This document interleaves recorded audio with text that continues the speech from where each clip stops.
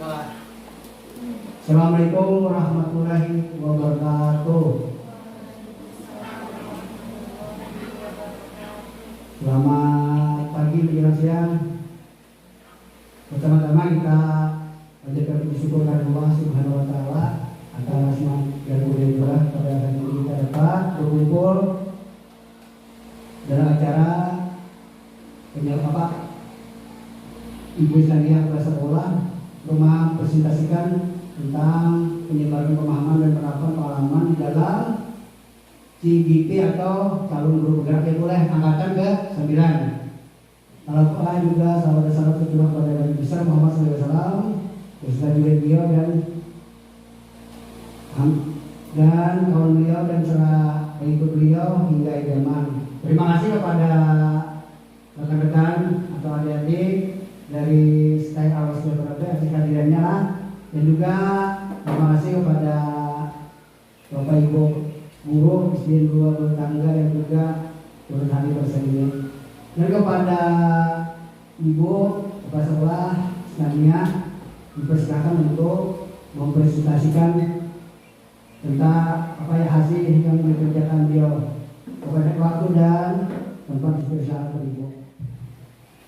Assalamualaikum warahmatullahi wabarakatuh. Materi kita kali ini adalah menyebarkan pemahaman dan penerapan pengalaman budaya positif di sekolah. Ini adalah memenuhi tugas pendidikan saya sebagai calon guru penggerak di angkatan 9 kurikulum 13-nya bersatu. Nah, jadi guru bukan hanya sebagai pembelajar, sebagai dominan pembelajaran, tapi juga sebagai fasilitator. Maka peran guru di sini adalah berpusat pada siswa. Artinya di sini pada kurikulum merdeka ini guru yang berhamba pada murid. Kalau kemarin kan murid yang berhamba pada guru, tapi sekarang guru yang berhamba pada murid. Nah, artinya kita memberikan pembelajaran itu harus melihat situasi dan kondisi peserta didik. Nah, itu disebut sebagai pembelajaran berdiferensiasi. Pernah kalau Ibu dengar pembelajaran berdiferensiasi? Pasti pernah nih? Pernah nggak belajar pembelajaran berdiferensiasi? Bapak Udin bisa menjelaskan pembelajaran berdiferensiasi seperti apa? Pernah? Apa arti? Ayo Udin. Udin kan ahli. Oke. Pembelajaran berdiferensiasi itu Bapak Ibu, kita akan melakukan pembelajaran, tapi kita melihati situasi dan kondisi peserta didik. Artinya, kalau menurut pembelajaran Ki Hajar Dewantara itu, kita sebagai seorang guru tidak bisa mengubah kodrat alam murid. Murid itu sebagaimana dia dilahirkan, kita bisa mengubah. Apalagi lahir dari keluarga yang broken home, dari keluarga yang sempurna, atau dia dari ekonomi yang rendah atau ekonomi yang sedang, kita tidak bisa merubah dia. Tetapi kita sebagai seorang guru bisa menuntun anak murid kita ke lebih baik.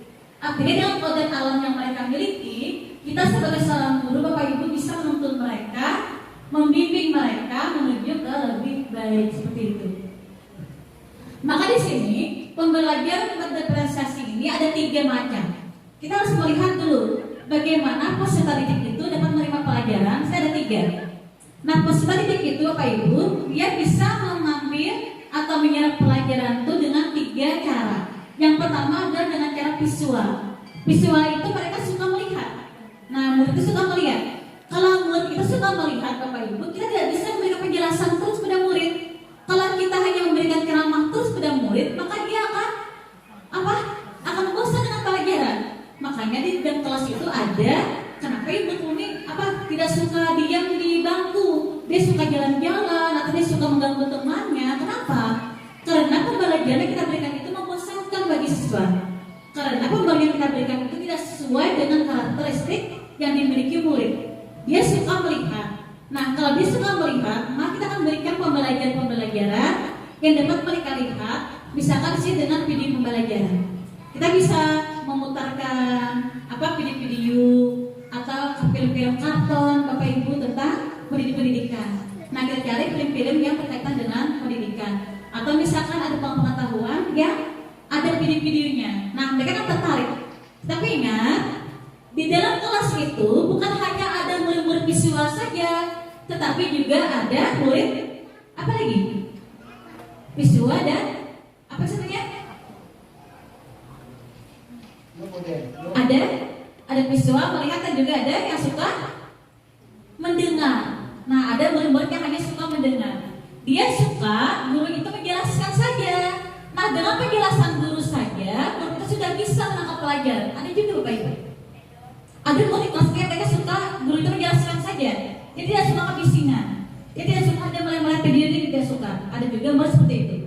Tetapi ya, di dalam kelas itu bukan hanya ada murid yang suka melihat, bukannya ada suka mendengar, tetapi ada juga murid yang suka melihat dan mendengar, maka itu disebut dengan kinestetik. Nah, kinestetik di sini mereka suka dengan gerakan-gerakan. Dia suka pembelajaran itu diberikan dengan gerakan-gerakan tubuh, misalkan dengan permainan-permainan.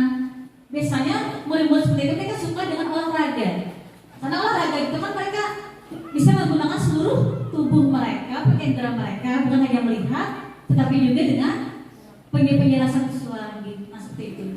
Jadi diharapkan pada kurikulum Merdeka sekarang ini, begitu juga kami sebagai guru penggerak menghimbau pada guru semua agar melakukan pembelajaran berdifferensiasi. Nah, itu harus bisa diterapkan di kelas. Jadi anak murid tidak bosan. Karena kita sering ada laporan Bapak Ibu, murid-murid itu banyak ada orang naik dalam kelas, gitu kan? Mereka suka bercanda, mereka suka mengganggu temannya. Padahal itu bukan salah mereka. Itu adalah kesalahan kita yang tidak mengetahui cara siswa-siswi kita menerima pelajaran. Sehingga kita sebagai seorang guru dominan sekali. Kita hanya menjelaskan pelajaran saja. Padahal mereka bosan. Setiap hari ada penjelasan, terus mereka akan bosan.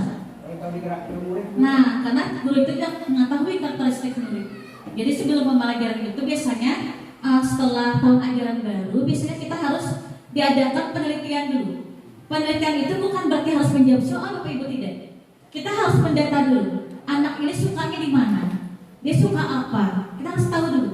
Sehingga kita bisa mengelompokkan mana anak yang suka dengan visual, mana anak yang suka dengan auditory atau pendengaran tadi, mana anak yang suka dengan kinestetik. Sehingga kita memberikan tugas itu beda Bapak Ibu. Tugas itu seharusnya tidak sama diberikan Bapak Ibu. Nah, ini yang jadi catatan Bapak Ibu. Kalau tugas itu sering disamakan semuanya. Kalau soal matematika disamakan 10 soal semuanya. Tidak Bapak Ibu. Soal yang diberikan itu harus sesuai dengan karakteristik murid. Nah, Ulun pernah mengadakan penelitian dulu waktu Ulun menjadi trainer di SDI dulu. Itu pembelajaran berdifferensiasi. Saya meneliti murid Ulun yang ada di SDN Benua Jingan dulu, yang bernama Ibu Anissa Opah. Sekarang beliau sudah lulus guru penggerak angkatan 7 rasanya, dia sudah lulus. Kemarin kita meneliti di sana, beliau itu mengadakan pembelajaran itu 3 tahap. Kalau pembelajaran anak-anaknya auditory, dia hanya mengasihkan buku pelajaran.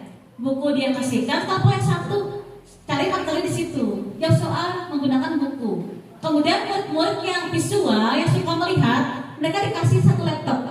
Nah, jadi di laptop itu mereka dikasih video tentang pembelajaran itu. Jadi anak-anak murid itu mereka menonton video, kemudian merangkum pembelajaran, kemudian menjawab soal. Nah, bagaimana dengan murid-murid yang kinestetik? Nah, murid-murid kinestetik ini mereka dikasih video, ada dikasih baca-bacaan. Jadi bukan hanya melihat video, tapi juga mereka dengan baca-bacaan yang mereka lihat. Nah, seperti itu Bapak Ibu. Jadi pembelajaran itu beda, tidak bisa disamakan. Begitu juga dengan PR. PR itu tidak boleh disamakan juga. Harus tahu juga karakteristik murid. Tapi kebanyakannya kita sekarang ini Bapak Ibu lah, soal-soal yang diberikan kepada anak murid itu, pelajaran yang diberikan anak murid itu tidak memperhatikan karakteristik murid. Sehingga pembelajaran yang diberikan itu jauh sekali dari berpihak pada murid, masih berpihak pada guru. Karena kita guru, kita dominan dalam pembelajaran. Terserah saya mau membelajarkan apa, suka-suka saya sebagai seorang guru ya. Setelah saya masuk kelas, berikan materi, terserah pakai buku atau tidak. Misalkan dari internet saja, dia mau pakai buku, ada juga guru seperti itu. Tapi mudah-mudahan tidak ada di sini lah. Nah, mudah-mudahan kita bisa memperbaiki cara mengajar kita sedikit demi sedikit, agar kita bisa melaksanakan pembelajaran yang berpihak pada murid. Lanjut. Nah, miskonsepsi tentang teori kontrol. Di sini ada ilustrasi guru mengontrol murid. Banyak yang mendapat karena kita seorang guru, kita bisa mengontrol murid. Bisa nggak kita mengontrol murid? Bisa nggak? Bisa Bapak Ibu. Bisa kita mengontrol murid. Tapi tahu apakah itu benar, apakah salah? Kita jelaskan lagi lah. Kita bisa mengontrol murid karena kita seorang dewasa, ya lah.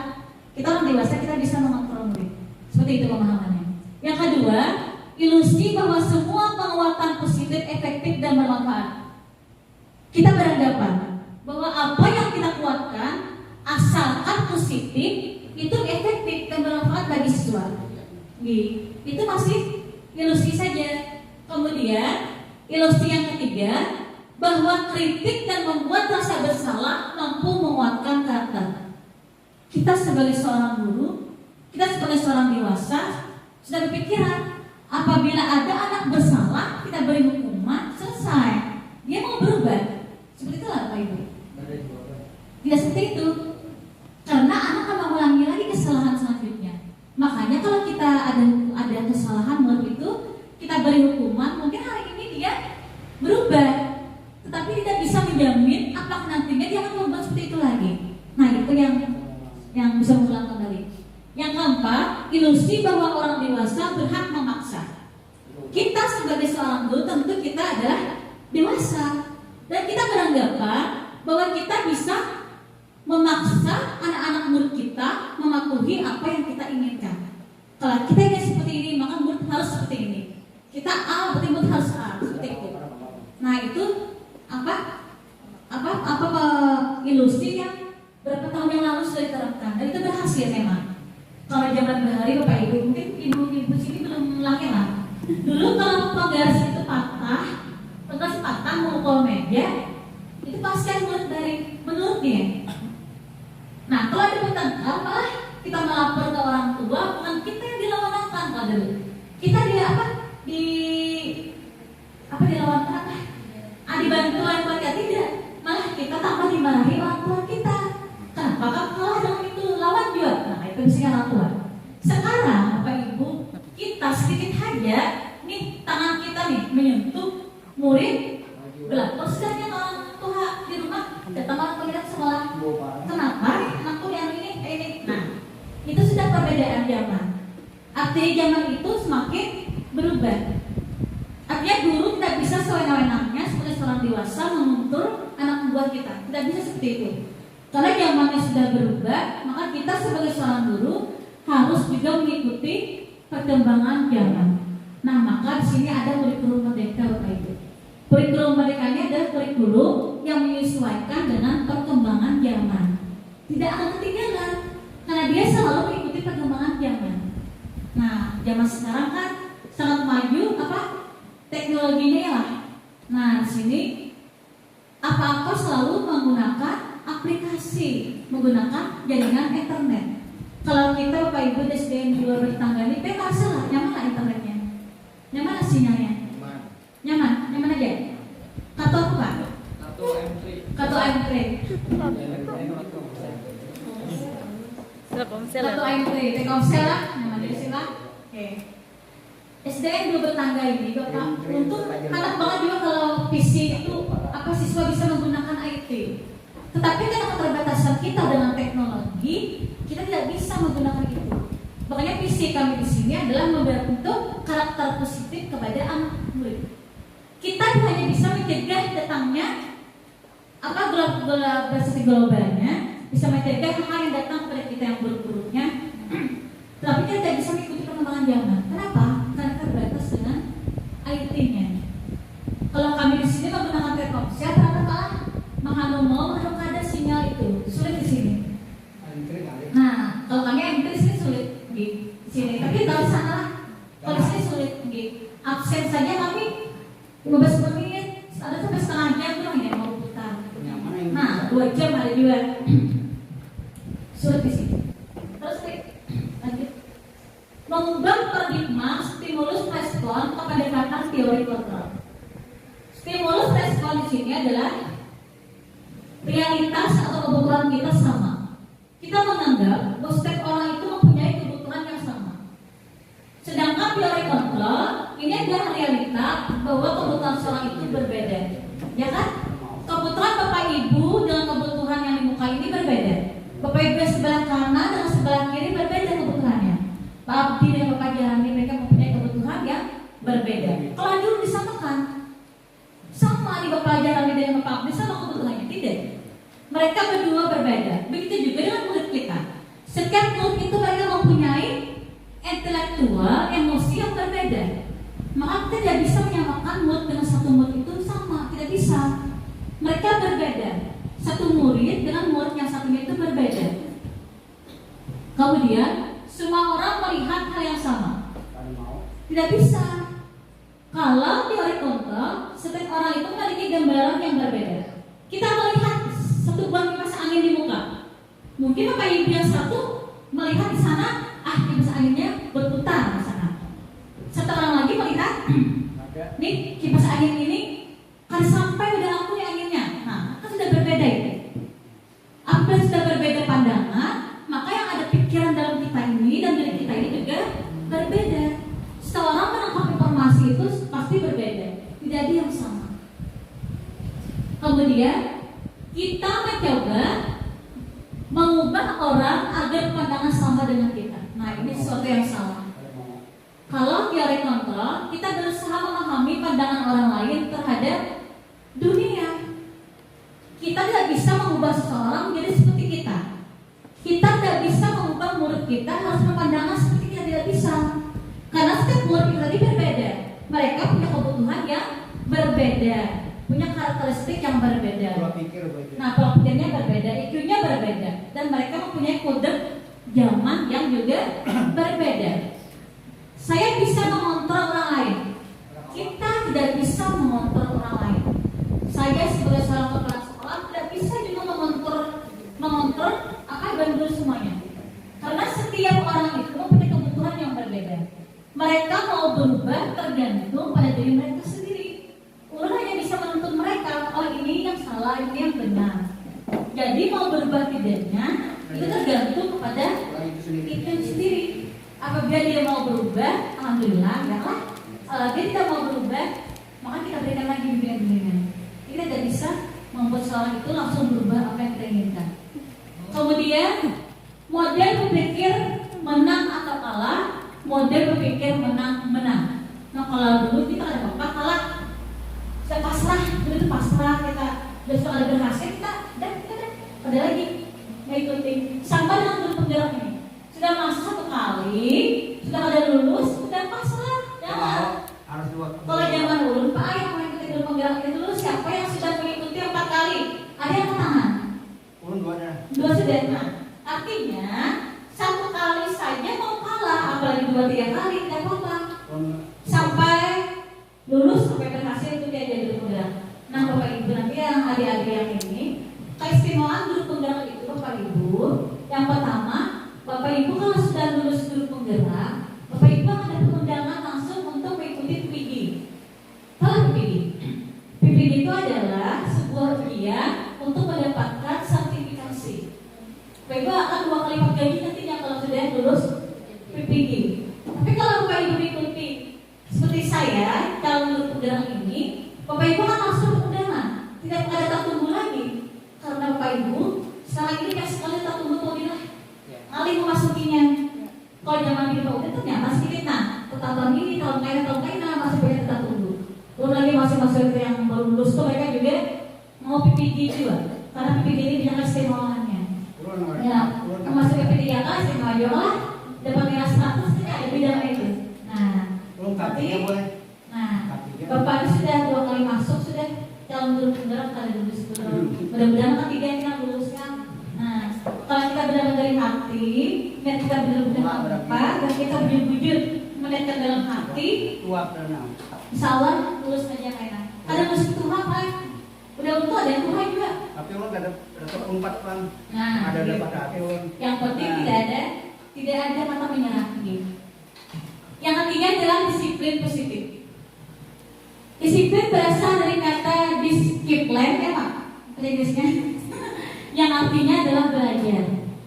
Disiplin mengacu pada disiplin diri yang memiliki tanggung jawab terhadap apa yang dilakukan berdasarkan nilai-nilai yang diyakini. Disiplin positif merupakan salah satu cara penerapan disiplin yang bertujuan untuk menumbuhkan kesadaran serta memperdayakan peserta didik tanpa imbalan penghargaan atau lewat ancaman atau hukuman. Nah, Bapak Ibu, ini sulit sekali. Ulun sampai sekarang ini belum terlalu bisa melakukan ini. Kita biasanya murid SD ini malah kita suka memberikan hadiah ya. Nah, bila anakku mencapai nilai yang kita inginkan, kita beri reward, kita beri permen kah, kita beri wafer kah, itu. Nah, sebenarnya itu adalah bukan perbuatan yang bagus, Bapak Ibu. Jangan sampai anak itu mereka disiplin karena ingin mengharapkan hadiah. Nah, ini juga sering saya lakukan ke anak saya pribadi. Anak saya itu kalau misalnya hari ini kita jadi ibu beri hadiah, nah, cobalah semakin sedikit demi sedikit dihilangkan. Jangan sampai dia berhasil mencapai tujuannya karena ingin mendapatkan imbalan atau hadiah. Jangan sampai anak itu merasa seperti itu. Kita harapkan anak didik itu mereka bisa disiplin karena ada dalam hati mereka, kesadaran dalam diri mereka sendiri. Lanjut, tarik. Nilai-nilai kebajikan. Di sini ada profil pelajar Pancasila. Nah, pada kurikulum Merdeka ini ada 6 profil pelajar Pancasila diharapkan. Nanti biar kita itu mengalaminya. Yang pertama adalah kita mengharapkan anak murid itu beriman, bertakwa kepada Tuhan Yang Maha Esa, berakhlak mulia, berkebinekaan global, gotong royong, mandiri, kreatif, dan benar kritis. Ini sudah Bapak Ibu menerapkan dari kelas. Kalau Bapak Ibu anak-anak dalam kelas itu mereka sudah benar berprofil pelajar Pancasila. Sudah, alhamdulillah. Sudah malah sebagian lah. Nah, kami kalau di SDN Bertangga ini, kalau beriman dan bertakwa kepada Tuhan Yang Maha Esa sudah kami terapkan dalam pembiasaan sehari-hari. Yang pertama itu kami setiap hari Rabu, setiap hari Jumat kami mengadakan pembacaan Asmaul Husna di muka kelas. Dan setelah hari Jumat mereka ibu-ibu sudah ikut dengan kegiatan kami, itu ada hafiz Quran di sana, ada murotal, ada doa sehari-hari, ada surah-surah pendek. Kami mengharapkan anak-anak mereka apabila sudah lulus dari SDN Bertangga, mereka bisa menerapkan pendidikan masyarakat. Minimal dia sudah melaksanakan sembahyang wajibnya itu salat zuhur. Nah, jadi mereka sebelum sudah karena mereka sudah sembahyang zuhur berjamaah, mereka pulang tidak ada beban lagi di rumah. Nah, kebanyakannya anak-anak itu kalau sudah datang ke rumah, timbal tas, timbal buku, perjalanan ya. Nah, itu kami harapkan dia sudah sudah melaksanakan yaitu salat satu rakaat baru satu salat wajib barangnya itu salat zuhur. Karena itu yang bisa kita ajarkan di sekolah kita. Kalau salat maghrib, salat subuh, isya itu tak mau jawab orang tuanya di rumah. Kemudian berkebinekaan global sudah kita terapkan juga karena kita satu pedoman lah, satu misi juga. Gotong royong, biasanya kami setelah upacara biasanya menerapkan ke anak itu ambil sampah 5 butir satu orang sampah buat ke wadah sampah. Nah, itu ada nilai gotong royongnya. Operasi semut ya, benar. Kemudian mandiri. Kami harapkan anak-anak itu mereka sudah mandiri. Tidak usah lagi nanti gini kalau komisi lagi gitu. Sudah bisa orang deh. Sudah bisa megang pulpennya sendiri, sudah bisa mengerjakan tugas sendiri. Kemudian bernalar kritis. Artinya mereka punya wawasan, punya metode yang mereka sendiri yang mengambilnya, tidak terpaut dengan guru-guru lain. Kemudian ada PIP, toleransi, rasa hormat, integritas, mandiri, menghargai, antusias. Ini kayaknya ada sejelaskan lah, buat tahu seorang aja. Kebutuhan dasar manusia. Setiap manusia punya kebutuhannya lah. Nah, ini merupakan kebutuhan dasar kita. Kebutuhan dasar. Kebutuhan dasar manusia adalah segala sesuatu yang kita lakukan untuk mendapatkan apa yang kita inginkan. Seluruh tindakan yang kita lakukan memiliki tujuan tertentu. Jadi apa yang kita lakukan, apa yang kita kerjakan itu pasti ada tujuannya. Dan semua usaha terbaik yang kita lakukan adalah dalam rangka memenuhi kebutuhan dasar kita dengan baik. Nah, itu lanjut. Di sini ada 5 kebutuhan dasar bertahan hidup. Bertahan hidup itu pasti sangat tidak akan lepas dari namanya makanan, ya, sandang, pangan, kemudian kasih sayang. Seorang manusia pasti membutuhkan kasih sayang. Tidak ada manusia yang mau hidup sendirian, Bapak Ibu. Yang belum menikah pasti ingin punya pasangan hidup. Karena kita ingin punya teman berbagi. Ya, karena setiap manusia itu tidak mungkin hidup tanpa bantuan orang lain. Penguasaan. Di sini harga diri. Setiap manusia itu punya harga diri. Nah, bagaimana cara kita harga diri kita itu tetap kita lindungi dan kita hormati? Kebebasan, mandiri, memiliki pilihan. Sekarang kan kita punya tujuan, punya motivasi, punya pilihan. Diharapkan seorang guru itu mempunyai pilihan yang baik. Pilihan menjadi guru yang baik, yang berpusat pada siswa. Yang kelima adalah kesenangan. Ini kalau dihubungkan dengan anak-anak, kalau mereka memperoleh kesenangan itu, mereka bisa bermain dengan teman-temannya. Punya humor, terus kalau seorang guru juga suka bercanda-canda, Bapak Ibu suka berhumor, nah itu adalah suatu kebutuhan dasar. Lanjut. Nah, ini adalah motivasi perilaku manusia.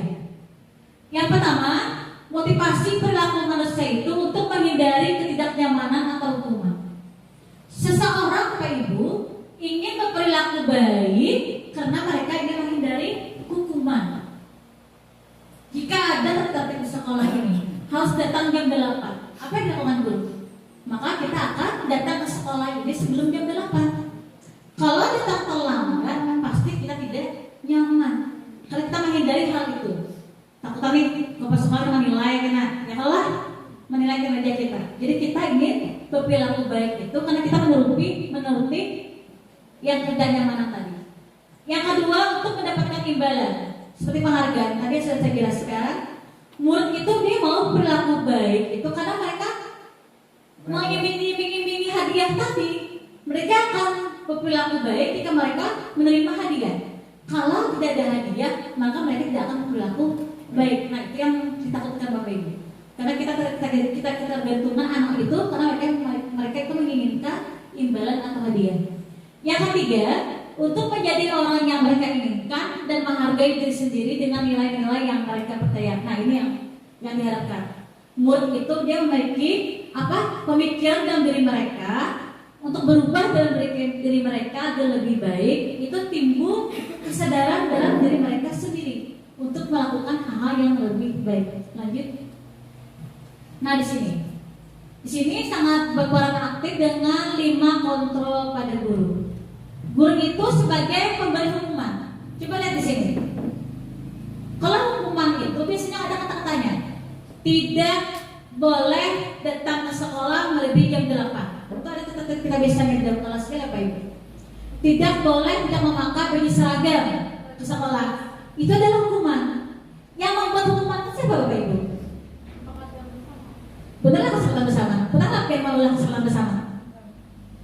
Biasanya tata tertib itu dibuat oleh satu orang, langsung dibagi kelas-kelas. Yalah, kita hanya mencetak biasanya fotokopi ada ke kelas tanpa kita melibatkan siswa adalah membuat peraturan itu.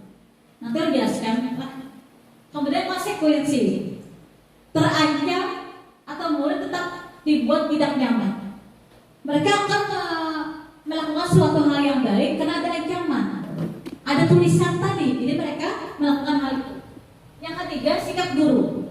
Guru ini pasti akan marah kalau saya berbuat salah. Jadinya apa? Sampai ke rumah-rumah mau nanggurin gitu, kadang-kadang tolong guru tuh, karena guru tuh pernah memukul dia, jadi dia takut. Nah, itu sangat berakibat fatal nanti ke depannya. Anak itu akan takut sekolah, takut datang ke sekolah karena ada guru itu. Nah, itu yang diharapkan. Yang ketiga adalah restitusi. Proses menciptakan kondisi bagi murid untuk memperbaiki kesalahannya. Kita sebagai guru bagaimana caranya membimbing siswa itu agar dia mengakui kesalahannya, agar dia menyadari bahwa apa yang dilakukan itu salah. Kemudian berkolaborasi dengan siswa, mencari permasalahan apa yang mereka hadapi dan bagaimana cara mereka menyelesaikan masalah itu. Nah kemudian baru kita berinteraksi dengan orang tua. Nah di sini ada 5 posisi kontrol guru. Ulun hendak bertakun lawan guru-guru, apa bapak ibu guru semua. Dari kelima posisi kontrol ini, posisi yang mana yang sering bapak ibu lakukan di dalam kelas? Ulun tahu. Kalau bapak Abdi yang mana Pak Abdi? Jujur aja. Kenapa? Allah jujur aja dengan terlalu ulun. Kalau Pak Jahrani Pak? Sama. Nah, Pak Jahrani Pak Abdi beliau suka menghukum. Itu posisi kontrol dia. Maksudnya, nah, membuat anak itu takut pada kita dengan hukuman. Kalau Ibu Sari, 2 apa? Menghukum dan membuat rasa bersalah. Kalau Pak Udin? Pemantau dengan manajer. Ibu? Kalau ibu Pak Bu? Apa Bu? Selama ibu praktek di SD apa yang ibu lakukan? Biasanya dalam kelas ada murid yang ada pasien, apa yang ibu lakukan biasanya? Ada bisa dibiarkan dulu. Apa? Dibiarkan atau melihat. Oh dibiarkan. Yang 5 ini? Memantau dan menghukum. Oh dibiarkan saja anak itu melakukan kesalahan, nanti dikerjakan patuh ya Bu. Kalau Ibu Yana apa Ibu Yana? Ini biar ya tahu nggak Ibu Yana?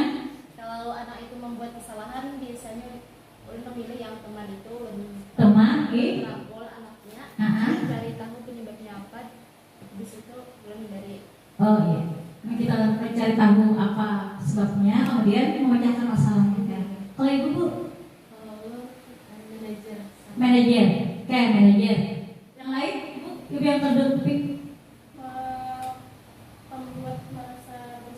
Pembuat merasa bersalah. Ya, ada lagi? Kalau orang pemantau. Pemantau. Bapak? Nomor 2, pembuat merasa bersalah. Bapak?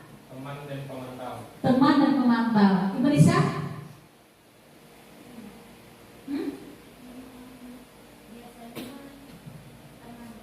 Teman. Menjadi teman bagi siswa. Ibu Uli? Penghukum. Ulun lihat dia menghukumnya lah, lalu membuat merasa bersalah. Kelima posisi kontrol ini yang terbaik Bapak Ibu adalah posisi manajer. Apa sih manajer itu? Manajer itu kita merangkul murid dipanggil ke kantor. Kita tanya, apa kesalahan kamu? Murid akan tahu dia. Oh, ulun dipanggil ke kantor ini kan ada masalah. Ulun ingat dulu. Oh iya, ulun tadi berbicara waktu guru menjelaskan. Dia tahu sudah buat. Kemudian, apakah perbuatan kamu itu benar sudah? Apakah salah sudah? Dia berpikir lagi. Oh iya, perbuatan salah itu bukan salah. Seperti itu. Nah kemudian dia lagi berkata, apa yang akan kamu lakukan untuk memecahkan masalah itu? Oh nanti mulai ulun bila ada guru, bila Ibu Sari masuk, mana panggil. Ulun mendengarkan aja apa ya dijelaskan Ibu Sari supaya ulun paham pelajaran. Nah kemudian guru mereka penguatan. Oh benar, itu adalah cara yang paling baik. Kamu harus memperbaiki kesalahan kamu dan menjalankan apa yang kamu terapkan tadi. Nah seperti itu. Jadi fungsi manajer ini sangat baik. Karena manajer ini dia merangkul teman. Anak tidak takut dia. Ini ada muridnya takut lah, sirekan. Takut ada yang gitu-gitu dan takut ada yang menangis. Kalau anak-anak SD itu dipanggil ke kantor, nah itu pegawai panggil ke kantor. Kelas 1 kelas 2 dulu dipanggil lagi. Sirekan, udah menangis di ruang takutan. Artinya padahal dia itu sudah merasa bersalah dalam dirinya. Oh aku ini salah, jadi aku dipanggil ke kantor. Tetapi posisi kita yang baik itu, kita bukan hanya sebagai penghukum, tapi jadi kita sebagai seorang teman, pemantau juga, agar kita menjadi manajer yang baik, Bapak Ibu. Itu diharapkan agar anak-anak itu dia nggak takut dengan gurunya. Mereka menyadari, oh kesalahan saya di sini. Berarti saya harus menyelesaikan masalah ini dengan cara saya sendiri, dan saya mencoba memperbaiki masalah itu dibantu dengan dewan guru. Lanjut. Nah, contoh penerapan 5 posisi kontrol. Buat sebagai penghukum di sini, Bapak, ada siswa yang tidak memakai atribut lengkap. Ini biasanya di sekolah yang sekolah-sekolah maju di perkotaan. Kalau kami di sini ada, kan ada lambang kan Bapak Di sini asal sepatu aja di sini. Nah, misalkan anggaplah sekolah SDN di Petang ini ada sekolahan yang maju misalkan yang ada di perkotaan. Siswa tidak memakai atribut lengkap saat upacara bendera. Kita melihat sudah ada beberapa anak yang tidak memakai atribut waktu upacara, misalkan tidak pakai topi. Nah kalau di Berian harus pakai topi mulai. Kalau di sini kami ada karena melihat kondisi dan situasi. Kalau di Berian nggak ada topinya, ada tuh hukumannya tuh. Ini kalau di Berian. Kalau di sini ada kita. Jika tidak memakai atribut, maka kita beri hukuman, yaitu hormat pada bendera selama 1 jam. Nah hormat pada bendera selama 1 jam itu adalah guru mengontrol murid sebagai penghukum. Menurut ibu bagus nggak itu? Kalau juga. Kalau dulu ada bapak zaman lagi sedih, tak pakai itu. Ini kenapa? Bajinjing paling ngajak, dididakan di muka ngajak dulu kayak itu ada bapak. Kalau ini kita mengikuti perkembangan zaman sudah beda Bapak Ibu. Kalau lagi nah kayak itu. Yang kedua, beberapa kali ibu bapak harus memberitahu kamu selalu saja mengecewakan. Nah itu adalah sebagai pembuat merasa bersalah. Kalau kita memberikan kata-kata seperti itu, membuat orang sadar, oh aku ini salah lah, jujur lah. Nah begitu dulu hanya boleh sadar. Next. Ayo dia mengikuti aturan sekolah. Tolong bantu ibu ya sekali ini. Sudah tidak apa-apa, lain kali jangan sampai berbuat seperti ini lagi. Itu adalah posisi sebagai teman. Artinya guru tuh pemantir lembut kan anak murid. Oh nah, atau ibu, nak nasihat ibu nih, karena ibu bisa kayak bahasa. Oh, kan ada mau pasien ya lah, bisa kayak itu begini. Aku ngerti juga apa? Masa gurunya tangis. Jadi aku ngerti juga. Nah, sebagai pemantau, kamu sudah melanggar peraturan sekolah. Kamu tahu konsekuensinya. Setelah upacara kamu beli atributnya ke koperasi dan jangan diulangi lagi. Misalkan nih Bapak Ibu, murid ini berasal dari kalangan yang tidak mampu. Misalnya yang menggunakan atribut ini, kada bisa Bapak Ibu. Nah kada bisa, kecuali gurunya memberikan uang di Bapak Abdi, nah oke itu. Lanjut. Nah sebagai manajer, apakah kamu tahu kesalahan kamu? Tanya dulu buat itu. Kamu tahu nggak kesalahan kamu? Kira-kira bagaimana kamu memperbaiki kesalahan kamu? You pikir, oh kalau aku nih salahnya karena memakai atribut, karena memakai topi. Berarti, wah kita memakai kainan harus memakai topi lagi, harus memakai atribut lagi agar saya tidak kena sanksi. Lanjut. Nah di sini Bapak Ibu boleh berdiskusi. Kamu tidak pernah benar-benar melakukannya. Kalau menurut Ibu yang kelima posisi kontrol tadi apa ini? Sebagai pemantau kah? Manajer kah? Pembuat rasa bersalah kah? Teman kah? Kamu tidak pernah benar-benar melakukannya. Menurut Bapak Ibu apa? Ibu Sari apa Ibu Sari? Kamu tidak pernah benar-benar melakukannya. Anak ini mengulangi pula kesalahannya. Pembuat merasa bersalah. Kayak lainnya kayak apa? Sama. Oke benar. Pembuat merasa bersalah. Lanjut. Apa rencanamu untuk menyelesaikan masalah ini? Nah ini apa? Sudah dapat? Iya benar, manajer. Bagus. Paham sudah Pak Ibu nih. Yang ketiga, ayolah lakukan dari Bapak Ibu. Nah ini apa nih? Teman. Iya benar teman. Lanjut. Kamu tidak pernah mendapat nilai jika tidak mengerjakan tugas. Itu adalah iya benar, hukuman. Setuju Bapak Ibu? Hukuman? Oke lanjut. Apa rencanamu untuk menyelesaikan masalah ini? Ini adalah manajer. Oke nih. Sudah jam 11:10 lah, kalau lihat sudah mulai mengantuk karena jam kita itu jam siang Bapak Ibu lah belum makan kira. Nah kalau begitu kita pakai apa? Ada ice breaking dulu lah. Kita ice breaking sebentar. Bapak Ibu berdiri semuanya. Bapak Ibu berdiri. Bapak izin Bapak berdiri sebentar.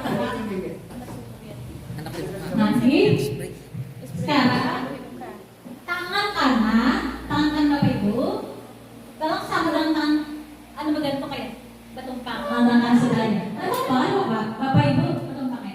Belum ya? Tangan sebelahnya. Jadi jangan tangan kanan di atas. Nah itu kan. Kita berdua aja. Ini harus saling kita ya. Gitu ya. Belum. Tapi jangan main. Ini ada bawah. Kamu jangan. Bapak ke tangan sari dan kanan. Yang di kanan, tangan di atas, sudah? Nah, hebat. Oke, sip.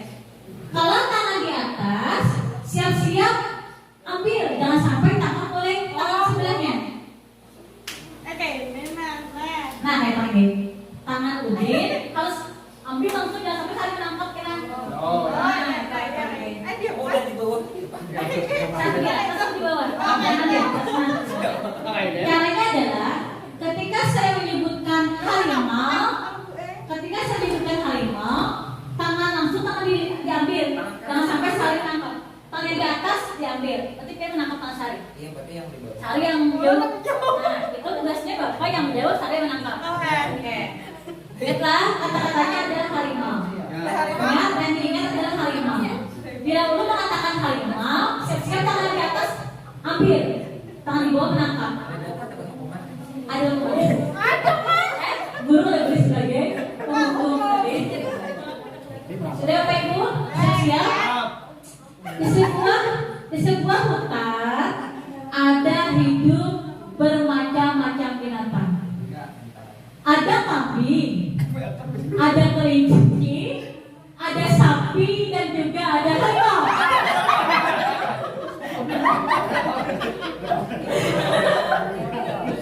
Bapaknya datang. Ada apa lagi? Nah, bajannya ada konsen nih.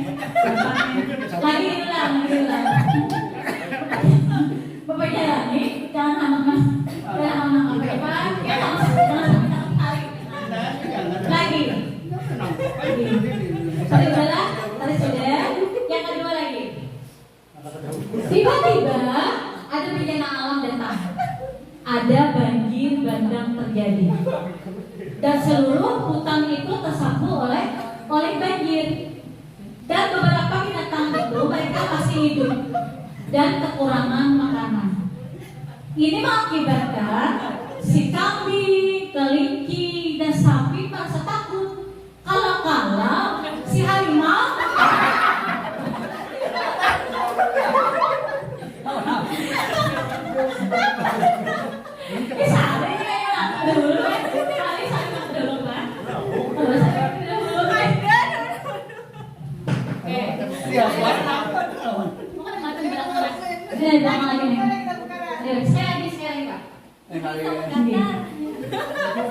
sapi, kambing, dan kelinci mereka apa?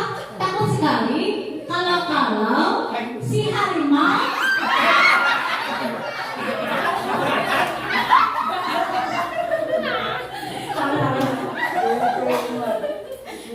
bapaknya nanti dia sih kayaknya udahlah. Kalau nangkap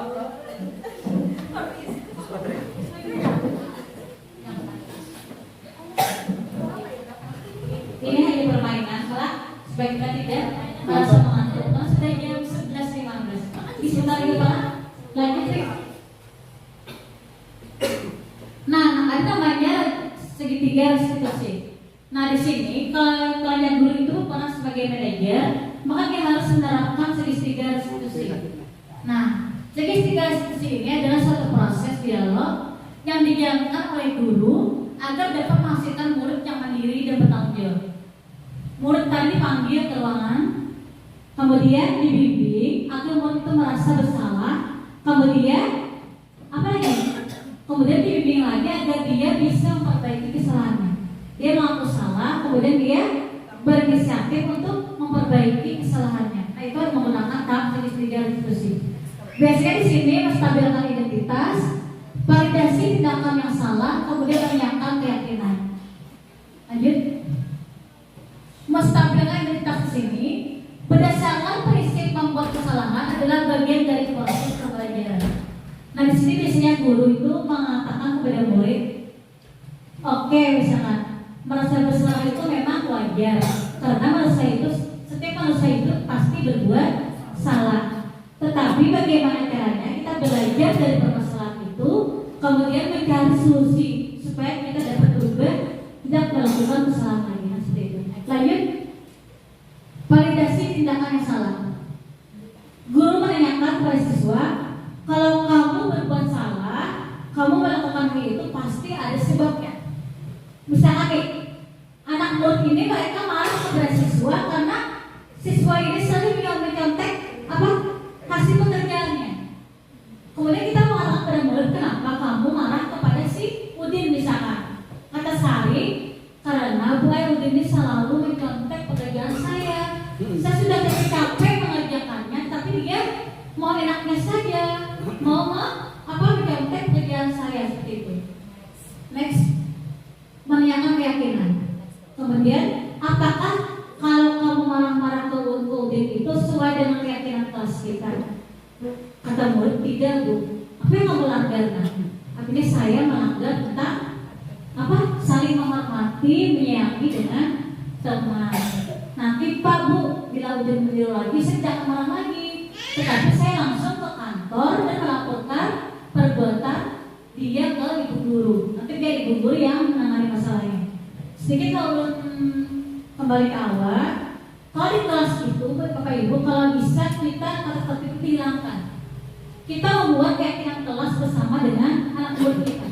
Artinya keyakinan kelas itu kita berkolaborasi dengan murid. Misalkan siswa datang ke sekolah tepat waktu. Nah, jika kita bersama-sama dengan murid membuat keyakinan kelas itu, pasti semua kita jui. Kenapa? Karena mereka yang membuat peraturannya dan pasti mereka juga akan mematuhinya. Baik dengan kita yang membuat, menyuruh siswa mematuhi, itu sudah salah. Karena kita tidak bisa mengontrol orang lain menuruti keinginan kita. Tapi bagaimana caranya? Kita buat berkolaborasi dengan murid, keyakinan kelas itu kita buat. Belum melihat di sini ada kelas 6 ada keyakinan kelas. Nah di kelas 6 itu Bapak Ibu boleh melihat contohnya ada keyakinan kelas. Itu dibuat oleh Bapak Priyadi. Tapi kelas lain kalau nggak ada muridnya boleh melihat panen. Nanti kalau bisa buat keyakinan kelasnya. Jadi kalau yang murid mereka melanggar, tapi mereka melanggar ke kesepakatan kelasnya. Bapak Ibu nanti buat keyakinan kelasnya 10K, 5K, saya kesepakatannya 6. Nah, kita diulang. Nah, ini adalah contoh. Tolong Bapak Ibu diputar. Ini adalah yang tadi. Nah, ini adalah contoh penerapan segitiga resolusi. Tapi kalau sudah ulangi lah, karena kami membuat permasalahan ini kami hanya membaca teks, karena anak-anak itu sebenarnya sangat intim, sangat minimal sekali menguasai bahasa Indonesia. Dia sulit sekali kemarin. Yang penting dia tahu masalahnya. Bu, diputar Bu. Bisa diputar. Ini nih.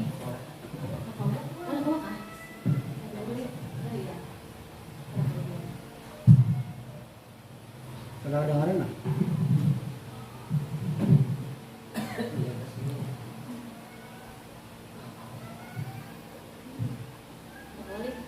Mau. Oke. Karena suaranya tidak mau, menjelaskan aja. Di sini yang dilakukan oleh ibu ini, ibu di depan ini, ibu siapa ya? Ian. Ibu Isna, oh ya. Yang dilakukan ibu Isna di sini, dia menerapkan sebagai posisi manajer, di mana dia memanggil siswa. Kemudian di sini kasusnya adalah siswa ini marah-marah karena pekerjaannya yang dicontek oleh teman sebangkunya. Dia marah sekali karena setiap kali sudah berkali-kali pekerjaannya itu dicontek oleh temannya. Jadi dia marah. Kemudian ada laporan dari ketua kelas bahwa si Aida ini dia menangis dia, kemudian marah-marah ke Aldo. Kemudian dipanggil ke sekolah, ke kantor kemarin. Apa masalahnya nak? Ini banyak. Ulun nih tadi marah-marah kepada Aldo. Kenapa? Kamu marah kepada Aldo? Karena pekerjaan saya dicontek oleh Anto. Kenapa nak? Pilih marah-marah. Karena saya sudah capek-capek mulai mengerjakan tugas. Tiba-tiba si Anto dengan nyamannya meniru pekerjaan saya. Nah, lalu apa yang kamu lakukan nak? Saya marah-marah kepada si Aldo. Kemudian saya memukul mejanya seperti itu. Dia terkejut si Aldo nih. Situ saya mengatakan bahwa apa yang kamu lakukan itu memang adalah wajar sebagai seorang manusia, pasti berbuat salah. Yang penting kamu sudah tidak melakukan hal yang lebih keras lagi, yaitu memukul si Aldo tadi. Karena yang marah-marah saja dan kemudian melampiaskan amarah itu ke meja. Jadi dia tidak memukul si Aldo. Itu lo hargai. Tetapi ingat, bahwa apa yang kamu lakukan itu sudah bertentangan dengan kesepakatan kelas kita. Kata dia, benar Bu, ya udah kesepakatan kelas apa yang telah kamu langgar, yaitu menghargai dia. Nah, lo apa yang kamu lakukan nak untuk menyelesaikan masalah itu? Saya minta maaf ke Aldo, kemudian saya berusaha nanti Bu, kalau si Aldo yang menyontek pekerjaan saya lagi, saya akan cepat-cepat melaporkannya ke ibu guru. Nanti biar ibu guru yang menyelesaikan masalah itu. Kemudian lebih penguatan lagi, kamu sudah benar menyelesaikan permasalahan ini, minta maaf kepada si Aldo, kemudian berjanji tidak lagi mengulanginya seperti itu. Nah, udah pula sudah di Ibu Salim. Nah, ini adalah tentang penerapan budaya positif di sekolah. Sebelum menutup materi kali ini adalah yang ingin ditanyakan dulu. Mungkin adik-adik kan ada yang ditanyakan dulu sebelum kita akhiri. Pak aja. Ada kan? Pak Jerani boleh bertanya aja. Pak Jerani kan? Ayo Pak, tahu Pak? Ayo Pak. Kalau ulun bang boleh bertanya. Boleh banget, boleh banget. Kalau ulun pernah biasanya mengajar lah. Ini ulun nggak bisa. Tapi minta maaf ulun kan. Iya, dimaafkan. Bawa pandir saya ada berbicara tadi lah masalah kata-kata kan, kalau kata-kata bagi ulun lah kebutuhan ya Bu lah, kebutuhan ya. Misalnya pelajaran ini memerlukan kebutuhan sebuah buku misalnya, itu ulun ganti Bu, ulun ganti dengan keperluan. Tapi menurut ulun itu tabu. Itu menurut ulun tadi terserah buku lah. Tapi bagi ulun, jadi ulun gue mengajar tuh ada kebutuhan itu ulun ganti gue kata-kata yang ulun keperluan bagi kayak apa Bu menurut dia itu baik lah. Bagus itu, berarti Bapak sudah menerapkan kebiasaan positif dari pagi. Karena orang takutan gue sebutin kan minta maaf kan kebutuhan kan. Kalau pemikirannya tuh ada sini negatif, itu ganti keperluan. Ini pemikiran Bapak kayak gini. Murid-murid kayaknya mereka ada yang tahu dan tidak pernah kebetulan itu. Karena di situ gue jujur aja di kelas 5 itu ada nang senior. Ada sudah nang siapa nang Ike. Nah ini tuh gue pada karuannya. Mendengar kebutuhan dia tertawa berarti ada nang pemikirannya itu nang negatif. Nah, jadi kalau setiap ajar ganti keperluan. Kalau ada yang tahu ya, tadi pernah masuk kelas 5. Pernah. Habis itu ada murid yang murid yang luar biasa istimewa di sana. Harusnya itu sudah SMP malah tambah berapa? Kelas 3 SMP. Nah, SMP. Tapi alhamdulillah sekolah ya dulu rasanya sekolah gitu, langsung ngaku orangnya. Karena memang dia kayak kesepian dia di rumah. Karena sering kali kita lalu ke sekolah, dia bersepeda kayak dulu, hilir, kilir. Hari Minggu. Ya lu bertanya, siapa dia orang dulunya? Tuh yang murid sini. Tapi dia istimewa ya. Dia nggak sekolah lagi. Kemudian lu panggil diri, mana sekolahnya lagi? Emang kawan di sini. Tidak bersama, tidak bersekolah, juga kawan-kawan. Aku naik aja. Langsung sekolah sekali yang bilang. Ini sampai sekarang orangnya rajin. Pada tanggal turun terkadang ada rasa. Dan dia itu bisa bekerja sudah, mencari uang sendiri dan dia bisa mencukupi kebutuhan rumah tangganya. Karena dia biasa oleh diri dan kakeknya. Dia bisa memberi nenek kakeknya uang. 16 tahun umurnya. Tapi dia tidak bisa selalu hidupnya dia lambat. Karena di sini kita kan tidak boleh tidak menerima siswa. Lawan kita juga sudah tadi melakukan pemahaman yaitu pembelajaran berdiferensiasi. Jadi kita tidak boleh lagi menolak anak yang ada. Padahal kalau kemarin saya ada ke SDN yang akhir itu, mereka juga banyak Pak yang murid kayak kita juga banyak. Di kelas 1 itu ada murid yang langsung masuk ke kelas kami. Umpat dulu tangan gurunya, dia bilang kami tulangannya, mereka nggak kenalan, nggak berselamat memang kami istimewa. Tetapi di belakangnya, lihat ada salah guru yang mampu. Gurunya ikut juga ke kelas. Pokoknya kan ada di samping. Kalau di tiang air itu, orang tuanya itu tanggung jawab dengan muridnya. Mereka menyiwa seorang guru untuk mendampingi anak muridnya. Karena mereka bersekolah di swasta dan mereka belum mampu, jadi mereka ingin anak itu mendapatkan pendidikan yang layak. Jadi beliau itu menyewa guru yang guru teman SMA aja, yang SMK kan nanti ya silakan, itu mendampingi muridnya. Jadi kemana muridnya gini? Karena murid ini dia orangnya tidak seperti tadi, juga jalan-jalan, yang hiperaktif orangnya. Ya, kalau hati lawan beliau itu waktu itu suatu waktu bisa menendang guru yang ada di kelas itu. Nah, jadi dijaga gitu. Kalau dari sini kadang anak tuh dimasukkan ke kelas kita yang normal ini dan lepas sudah. Kita sebagai seorang guru bukan hanya tidak bisa mendidik mereka karena kita tidak punya ilmu yang mendidik mereka itu. Sebaiknya kalau menurut seperti itu mereka dimasukkan ke sekolah yang luar biasa agar bakatnya itu terasah. Kalau dulu tuh di kampung itu di sebelah rumah itu ada yang kakinya itu ada di dua nih ada, namanya momol. Ada ininya ada juga, juga sengaja. Kecelakaan kan? Ada dari lahir cacat. Tetapi dia punya istimewa yaitu dia suka seni. Dia bisa menggambar, melukis. Jadi di sana itu diarahkan, dia bakatnya diarahkan dan dia spesifik apa bisa melukis menggambar. Tapi kalau dari sini kita tahu menggambar umurnya satu ini, kalau perjalanan itu dalam hal lain, mereka tidak diharapkan. Jadi kalau bisa itu seharusnya kalau itu jangan apa ya?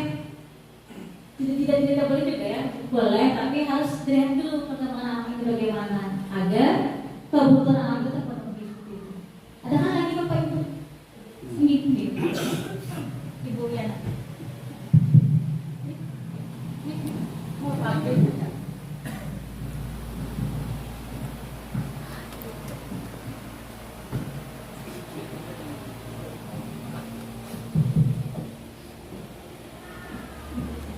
Oke Bu, terima kasih atas kesamparannya. Izin bertanya mengenai motivasi perilaku manusia tadi Bu, di slide di sana.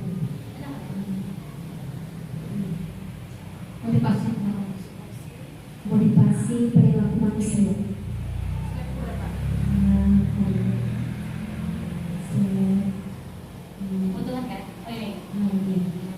Nah di sana Bu, apakah bisa berhasil 100% guru mengubah kebiasaan anak murid mengenai sesuatu yang mendapatkan imbalan atau hadiah atau menghindari hukuman tadi Bu, menjadi diri sendiri dan menghargai dirinya sendiri. Terima kasih. Motivasi perilaku manusia di sini tentang kebiasaan lah yang memberikan imbalan, hadiah. Kalau dulu kita pendapat seperti ini, anak tuh kalau diberikan hadiah itu dapat memotivasi mereka untuk melakukan sesuatu yang lebih baik. Tapi sekarang, Bapak Ibu, kita kalau bisa menghindari hal itu agar anak itu tidak ketergantungan. Nanti mereka mau berubah perilakunya karena mereka mendapatkan imbalan. Misalkan nih guru itu pindah kelas misalkan nih, ada guru yang ekonominya kurang, dia tidak bisa memberikan anak itu sesuatu yang biasa mereka dapatkan di kelas yang sebelumnya. Maka berubah nanti anak itu kita akan kembali ke perilaku mereka yang terdahulu lagi karena mereka tidak mendapatkan imbalan atau hadiah itu. Semua tergantung kepada si murid itu sendiri. Bagaimana perilaku seorang guru tadi mengubah perilaku murid itu sesuai dengan 5 kontrol tadi. Nih, bagaimana perannya? Oh bukanlah, tadi ada yang memberi hukuman. Bagaimana caranya guru itu menempatkan posisi kontrolnya? Apakah sebagai penghukum, pembuat merasa bersalah, teman, pemantau, atau manajer? Yang lebih baik tadi adalah manajer. Bagaimana cara kita mengubah perilaku murid itu agar lebih baik? Maka posisinya diharapkan itu adalah sebagai manajer. Makanya kita harus menguasai bagaimana itu segi-segi institusi. Kita mendapatkan ilmunya di sana. Maka tekan kita sebagai seorang manajer. Karena manajer itu kita membuat anak itu menyadari bahwa mereka salah, gitu. Mereka mengakui bahwa mereka salah. Kemudian membuat anak itu merasakan bagaimana cara agar kesalahan itu dapat terselesaikan. Jadi dia membuat masalah, dia sendiri memecahkan masalah itu seperti apa. Jadi ada kesadaran dalam diri si anak itu. Ini seperti itu Bapak Ibu. Ada lagi? Bapak Ibu? Ini? Udah lagi. Karena waktu Bapak Ibu lah, mohon maaf, mungkin ini dapat saya sampaikan dalam unit tugas pendidikan kaum berputra atas Merati. Mungkin ini dapat saya sampaikan. Sebelum kita akhiri ini, saya mintakan kepada bapak-bapak yang berdua siapa yang memimpin doa.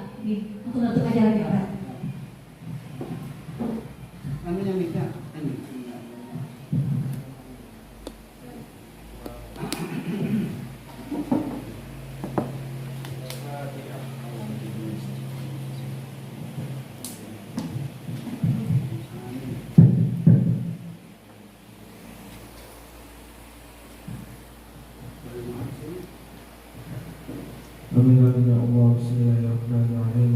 Wassalamu ala asrofil anbiya wal mursalin sayyidina Maulana Muhammadin wa ala alihi wa sahbihi ajma'in.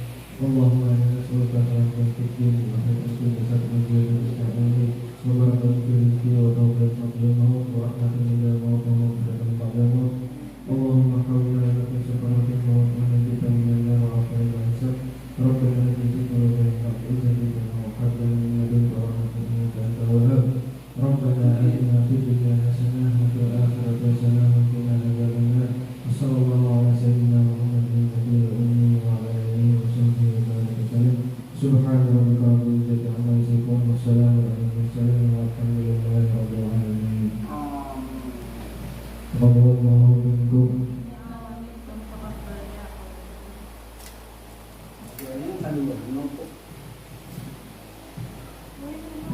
Ya, dengan tadi Ibu Isna mempresentasikan hasil dari karya dia mengikuti guru penggerak, maka kita tutup acara pada hari ini lah. Mengucapkan basmalah